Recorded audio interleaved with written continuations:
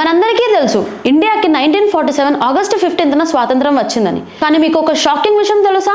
Actually British వాళ్ళు మనకి 1948 జూన్లో ఫ్రీడమ్ ఇవ్వాలని ప్లాన్ చేశారు. మరి అలాంటప్పుడు 1 ఇయర్ ముందే అంటే 1947లోనే ఎందుకు ఇచ్చేశారు? Why did they hurry so much?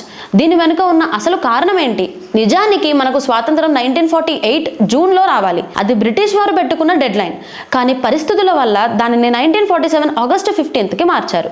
June 30, 1948 లోపు ఇండియాకి పవర్స్ అన్ని అప్పచెప్పి వెళ్ళిపోతామని చెప్పారు. కానీ మన ఇండియాలో పరిస్థితి అప్పట్లో చాలా సీరియస్గా ఉంది. 1946, 1947 టైంలో పొలిటికల్ ఇన్స్టెబిలిటీ పెరిగిపోయింది. దేశ విభజన కోసం గొడవలు, అల్లర్లు జరిగి వేల మంది ప్రాణాలు కోల్పోతున్నారు.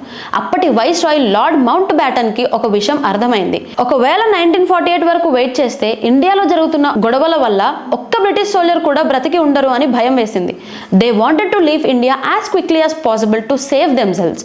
అందుకే 1948 డేట్ని క్యాన్సిల్ చేసి 1 ఇయర్ ముందు అంటే 1947లోనే స్వాతంత్రం ఇచ్చేయాలని డిసైడ్ అయ్యారు. సరే 1947 ఓకే, కానీ ఆగస్టు 15 అనే డేట్ని ఎందుకు సెలెక్ట్ చేసుకున్నారు? దీని వెనుక మౌంట్ బ్యాటన్కు ఒక పర్సనల్ సెంటిమెంట్ ఉంది.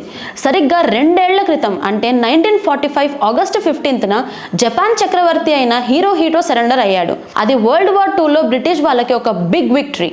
ఆ రోజుని తనకి చాలా లక్కీ అని మౌంట్ బ్యాటన్ నమ్మాడు. అందుకే తన సక్సెస్ ని సెలబ్రేట్ చేసుకునేలా అదే